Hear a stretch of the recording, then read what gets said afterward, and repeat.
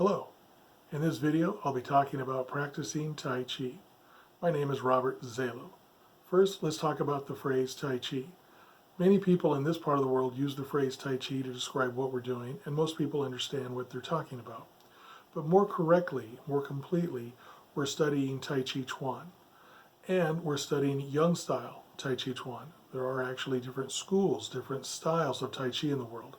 There's Young style, there's Wu style, there's Sun style, there's at least two called Chin style, and various other schools. And it's not that one is better or more correct than the other, they're just different. Think of it as being like a dialect of the same language. It's not that one is better or more correct, they're just different from each other. And the form that we're doing is Master Liang's long form. When I use the word form, what I'm referring to is the pattern and the sequence and the choreography of movements that we're going to be doing. So imagine if you had done Tai Chi at the beach in the sand, and then you walked away and turned and looked back at your footprints. They would describe a form or a pattern in the sand, a design. So that's where the term form comes in. So when we talk about the form that we're doing, we're talking about the pattern and the sequence of the movements. So if you've ever seen someone do Tai Chi, either at the beach or in the park or perhaps on a video, you might look at it and say, oh, it's a very slow, dance-like movement. And to be fair, Tai Chi is very dance-like. You almost want to think of it as being like a very slow ballet, where one move slowly and smoothly becomes the next move, that becomes the next move, so that you can actually have that sense of movement where things are not choppy and broken, but smoothed out, where one becomes the next. So when we do Tai Chi, you want to try to be aware of, you want to try to be conscious of three different states. The first state is what I call the mechanical state, and it's just that.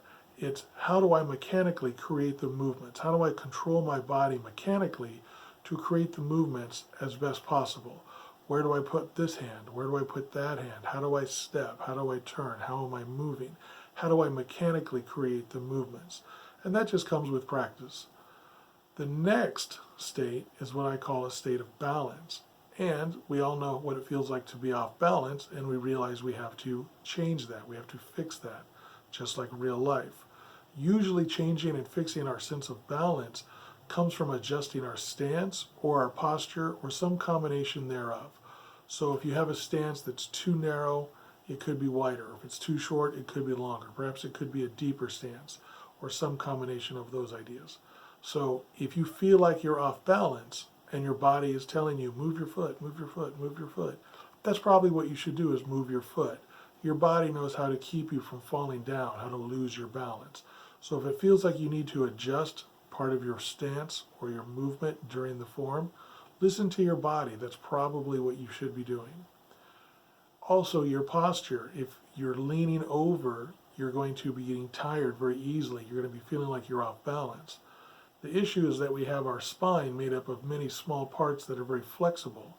As opposed to one single bone, the spine is a series of smaller bones that allow us to lean. The issue is because sometimes we start leaning a little bit, and then a little bit more, and a little bit more, and a little bit more, and we don't realize it because it's so gradual. So here's a way to actually look out for that, to make it easier to maintain that sense of balance using posture.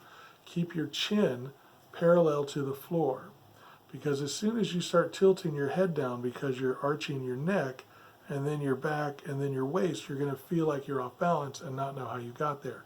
If you keep your chin up, as soon as you start to lean, you can feel it and correct it and adjust it.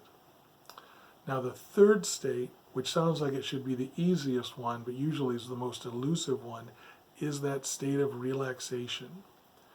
It's one thing to tell yourself to relax, it's another thing entirely to actually relax. So as you're going through the form, try not to force yourself to relax. Try not to look for relaxation. As I teach Tai Chi, it's kind of in reverse order. We don't actually do the form looking for relaxation. We're going to do the form looking for tension, physical and muscular tension, because when we find it, it'll be much easier to control it and get rid of it.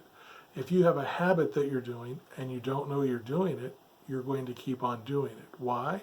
Because you don't know you're doing it. You have to be aware of it first before you can take control, get rid of it, modify it, change it, what have you. So we're going to actually not look for our relaxation during the form. We're going to look for tension, because when I find tension and recognize it, then I say, oh, I know what that is. That's tension. I don't need that. I can get rid of it. And if you get rid of tension, presumably you're left with relaxation, which is what we're going to get to. We're just going to find an easier way to get there. Now, also when you're doing the form and you're making a move and you're stepping and you're turning and you're twisting, I know this sounds silly, but imagine you're doing it underwater. You could breathe underwater and you're doing Tai Chi under the surface of water. Water would be the perfect atmosphere for doing Tai Chi. You can't move quickly, you can't run underwater, but you can move at Tai Chi speed just fine. Also, the water is going to do some of the work for you. It's going to hold you up a little bit because of your buoyancy. You're not going to have to hold yourself up. The water is doing a lot of that work for you. You'll be able to find yourself hopefully relaxing, physically relaxing much easier if you imagine that you're doing Tai Chi underwater. I know it sounds silly, but just pretend and you'll find that things actually start falling into place a little bit quicker. Now, when you're not moving, when you're not stepping and moving between one move and the next move in the form, think about actually being rooted. Try to use your imagination and imagine a root that sinks out between the ball of your foot and your heel down into the ground and holds you in place where you're immovable. You're actually literally rooted, where you're very stable. You're attached to the ground. And then as soon as you get ready to step, that root draws up into your foot. You place your foot and it sinks back down into the earth to hold you in position. So these imagination, these visualization techniques actually make it easier a lot of times to get to that moment where we can control our body and have it do what we want to do, the way we want it to do in the form, in Tai Chi. So in the second part of this video, I'm going to show some techniques and talk about them and explain them a little bit and go forward.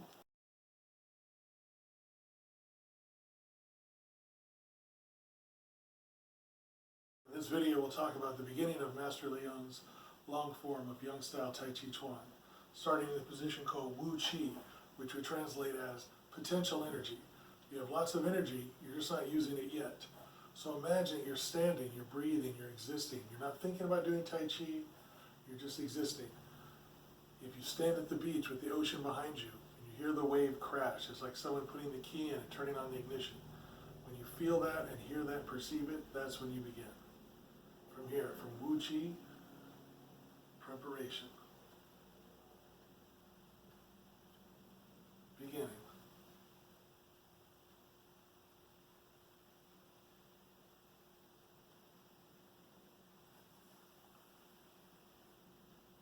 We're going to talk about the techniques ward off left and ward off right.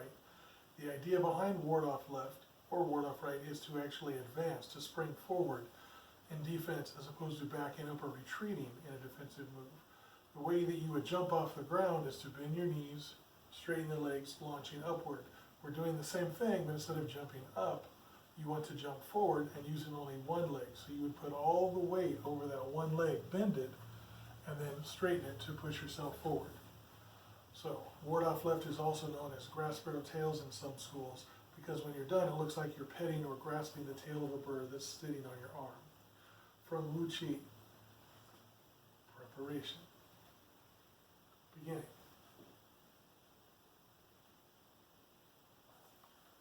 From here, I take the weight off of the right, sink, put all the weight onto the right, compressing it like a spring, expanding out, launching onto ward off left. To do ward off right, I turn, put all the weight over the left, compress it, launch myself out onto the right, here, and it looks as if I'm petting or grasping a sparrow's tail that's lit on my forearm. We'll talk about the techniques ward off left and ward off right, also commonly known as grass sparrow's tail. The idea behind ward off left and or ward off right is to actually go forward in a defensive move as opposed to retreating and being defensive. So imagine launching yourself forward. In order to jump off of the ground, you bend your legs to push off. Now imagine jumping off with one leg. You put all your weight on that one particular leg, bend it, straighten it to launch yourself off. And instead of jumping up in ward off left, ward off right, you want to come forward. So quickly through the beginning, of the form.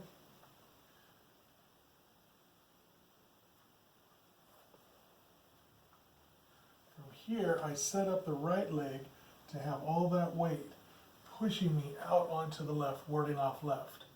As I turn and put all the weight over the left, compress it like a spring to expand, launching out onto ward off right. It's called grass sparrow's tail in some schools, as if there was a bird lit on your arm and you were petting or grasping its tail in this motion here.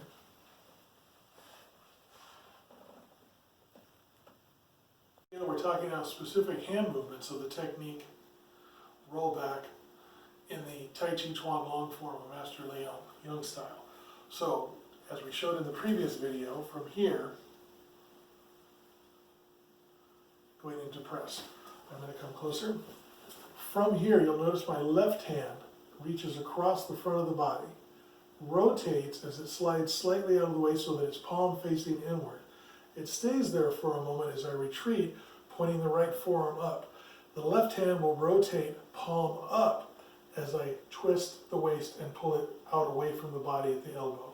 So you notice that it starts palm down, palm in, and eventually palm up. One more time.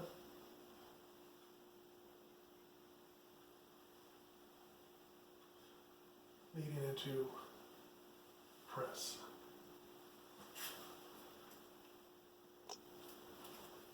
It's to separate and push, as well as the ending to single whip. So from here again, I want to drop the right hand as I bring the left hand to my right shoulder. And as if you were wiping something off of the sleeve of your jacket, bring the left hand down while at the same time retreating. As you do that, you're also going to withdraw the right hand. So you end up in a retreated position, letting you come forward, and then continue that push. So as you're here, think of starting the push with your body coming forward, continue in that motion further past. Now you notice how I don't overextend from here.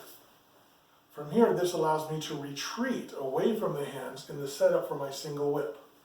I push the body by turning the foot in, as opposed to turning the body and dragging the foot.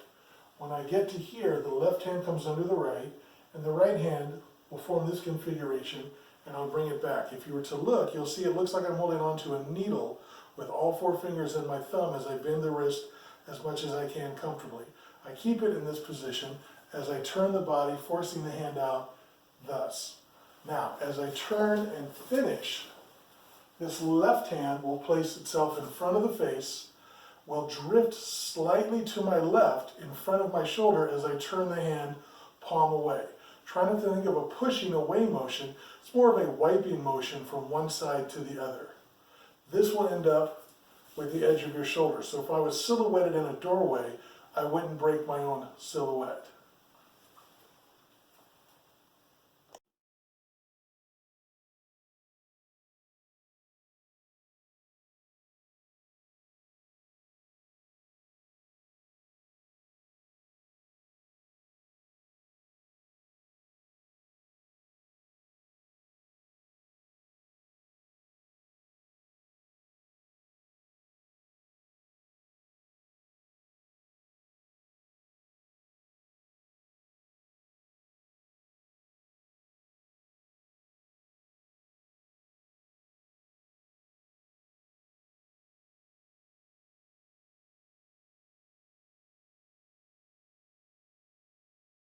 Everybody learned something from the video. I hope they're having fun, hopefully both, and we'll see you soon.